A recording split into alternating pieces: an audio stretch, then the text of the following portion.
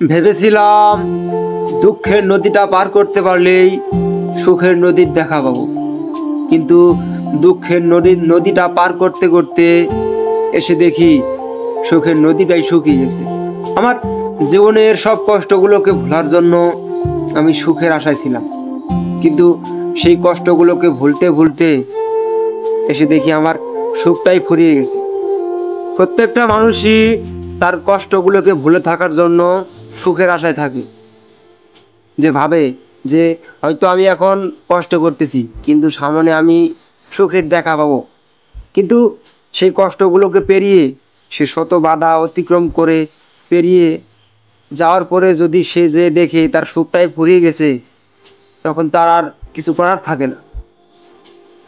তাই আমি ভেবেছিলাম যে আমি হয়তো দুঃখের নদীটা পার করতে পারলেই সুখের নদীর দেখা পাবো, কিন্তু আমি এটা কখনোই ভাবিনি যে আমার দুঃখের নদীটা পার করতে করতে গিয়ে দেখবো আমার সুখের নদীটা শুকিয়ে যাবে।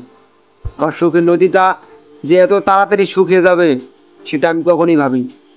লাইফে মধ্যবিত্ত বলে কিছুই করতে পারিনি, শুধু এটার আশায় ছিলাম যে জীবনে একদিন সুখের দেখা পাবো ইনশাল্লাহ।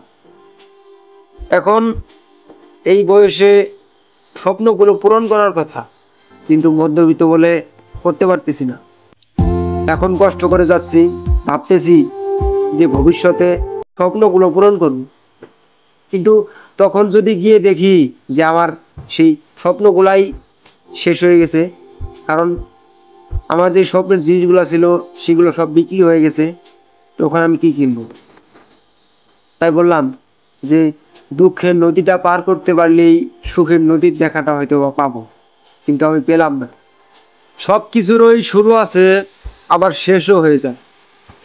আমিও ভেবে নিয়েছিলাম যে আমার হয়তো এখন দুঃখের শুরু, কিন্তু একদিন দুঃখটা ফুরিয়ে যাবে, সুখ এসে আমার দুয়ারে দাঁড়াবে।